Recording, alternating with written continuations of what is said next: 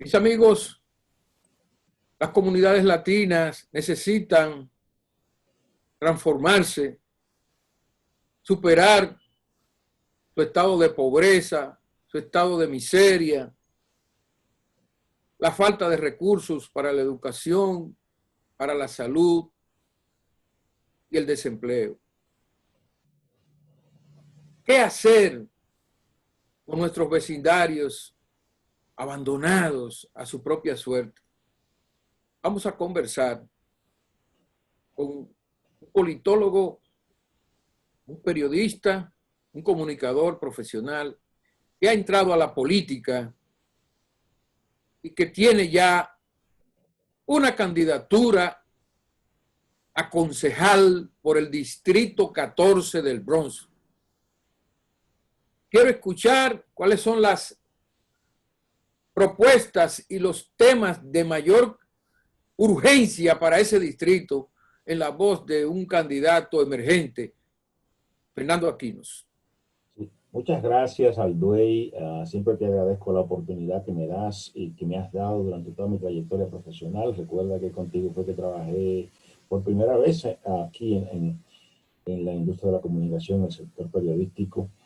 Y ahora estoy en esta nueva etapa de mi vida, tratando de traer un cambio al West Bronx. Y mira, Alduey, los problemas siguen siendo los mismos de siempre.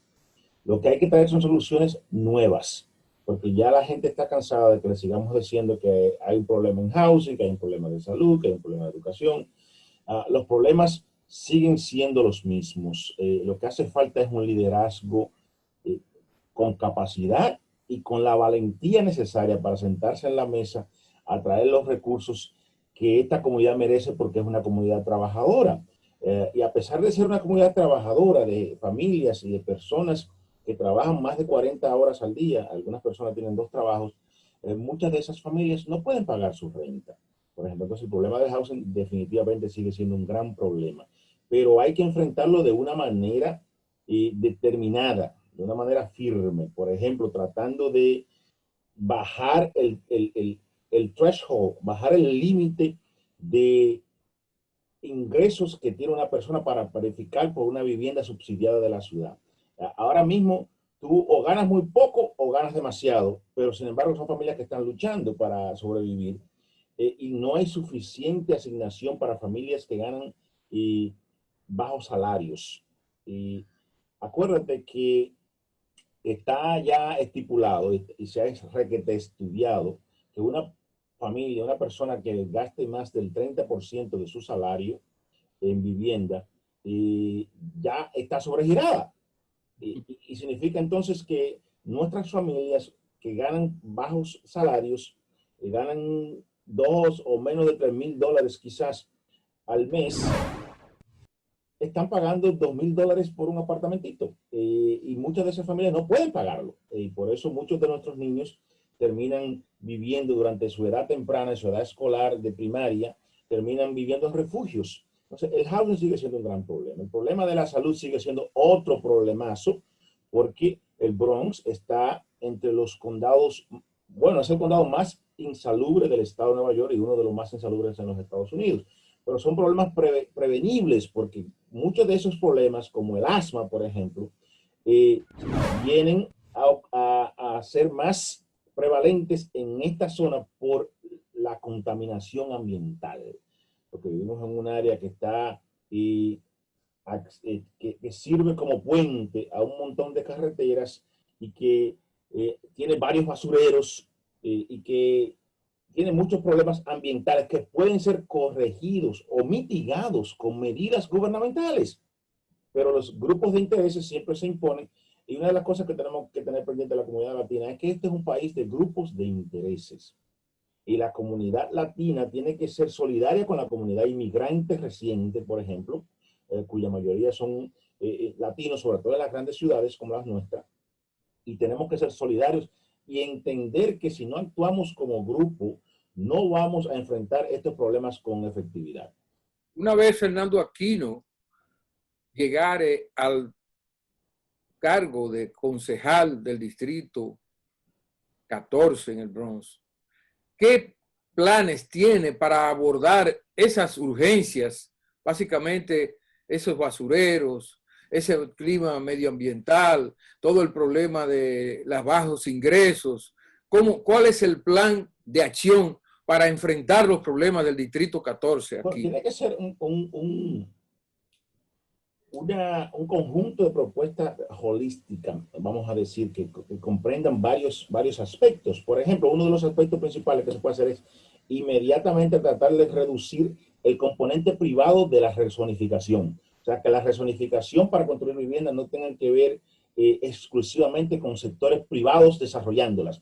Priorizar, por ejemplo, los bancos de tierras comunitarios y la vivienda que no dependa principalmente de la inversión privada. Eso es uno. Bajar el threshold de los topes límites de salario que ganan las personas, porque una de dos tenemos que hacer: o aumentamos los salarios o tratamos de facilitar las maneras de que las personas con bajos ingresos consigan vivienda. Entonces, aumentar los salarios implica otra discusión que involucra a otro sector. Entonces, hay que tomar medidas valientes para priorizar, porque ese es realmente el meollo del asunto. ¿Qué tú priorizas cuando construyes viviendas? O sea, ¿priorizas a los empresarios, desarrolladores, o priorizas a las grandes corporaciones o a los grandes inversionistas, o priorizas a la clase trabajadora? Entonces, lo que ha pasado es que la clase trabajadora no ha sido la prioridad en la construcción de viviendas de la ciudad. Y por eso, por ejemplo, muchas personas sienten que no califican para los criterios que establece la ciudad. Las viviendas no son suficientes para empezar, las que se construyen, porque dependen del sector privado y de lo que el sector privado pueda destinar para eso. Y entonces las fórmulas que se utilizan son fórmulas que dejan fuera a la gran mayoría de las personas que ganan bajos salarios. Entonces, esa es la decisión política que hay que tomar.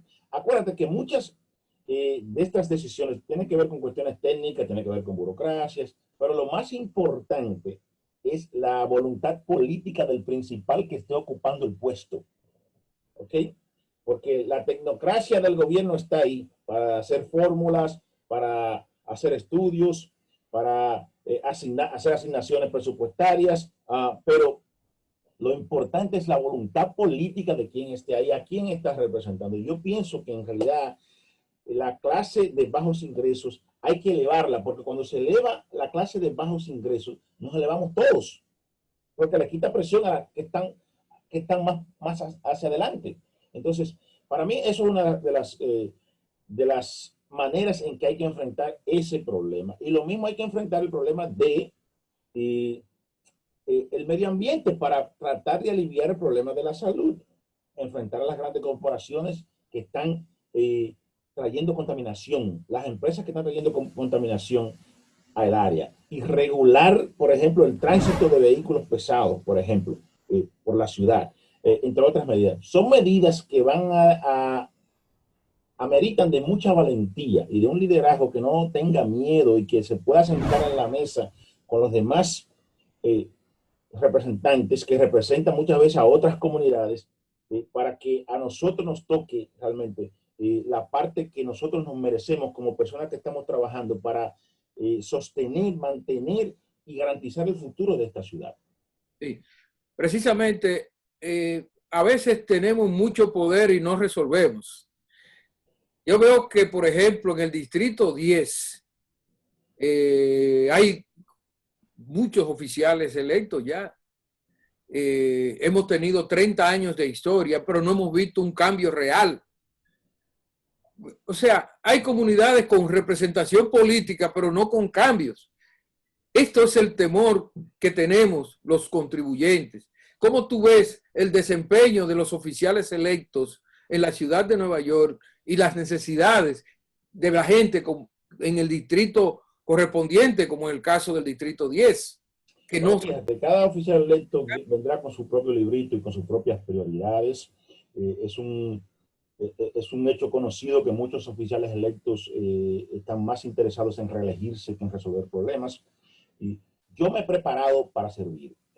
Tú me conoces, tú sabes que yo he estado en diferentes posiciones, tanto en el sector público como en el sector privado, y siempre he tenido un vínculo con el servicio comunitario, al servicio de la comunidad, y pienso que me he preparado para no traer esos prejuicios al gobierno, sino dedicarme ya en los próximos años a servir a mi comunidad con valentía y a tener a la clase trabajadora en el primer plano de mis prioridades. Mis prioridades no serán reelegirme eternamente sin enfrentar los problemas porque le tengo miedo a un grupo determinado, porque hay muchos grupos de intereses. El principal grupo de interés mío es mi comunidad y esa es mi prioridad cuando yo llegue al Consejo Municipal. Bien, Fernando Aquino, nos gustaría que tú, al cerrar, nos des tu opinión sobre el debate entre Donald Trump y Joe Biden y que nos diga básicamente cuáles son tus análisis fundamentales sobre esto, quién ganó, quién perdió, cómo tuve la cosa.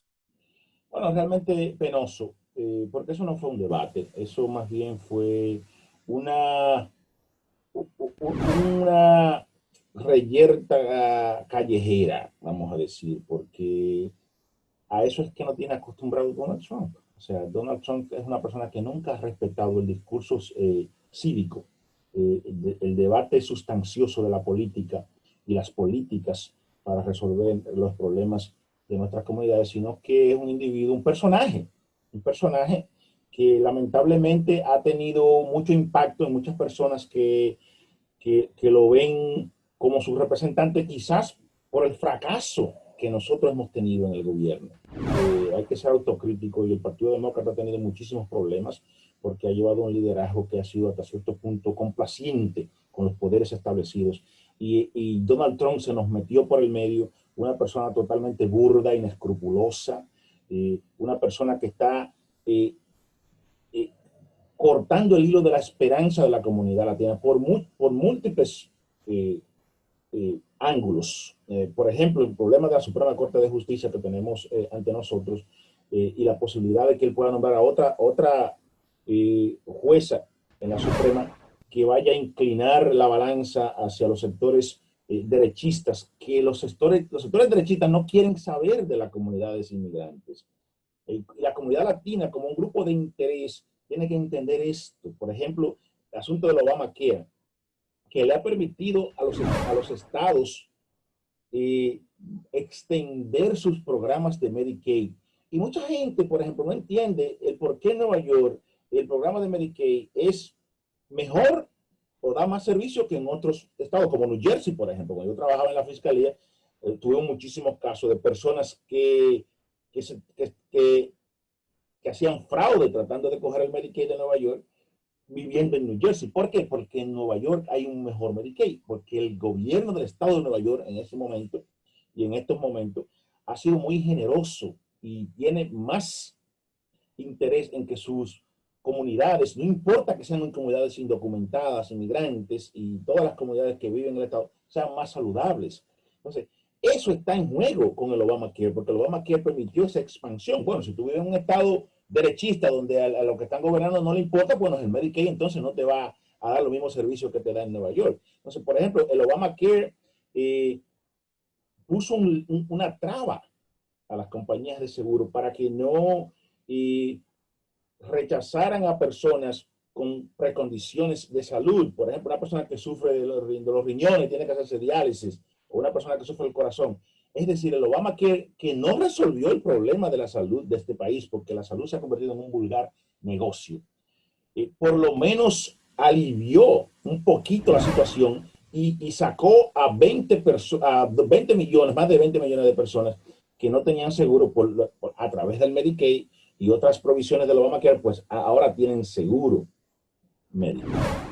Bien, muchísimas gracias, Fernando.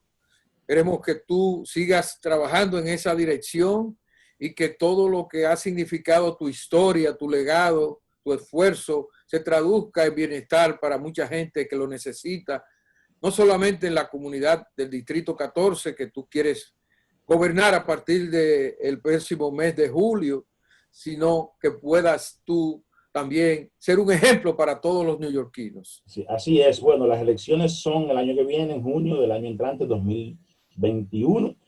Y yo solo prometo seguir siendo el mismo Fernando de siempre, siempre con ustedes. Muchas gracias, Aldo. Excelente. Buena suerte. Hasta la próxima.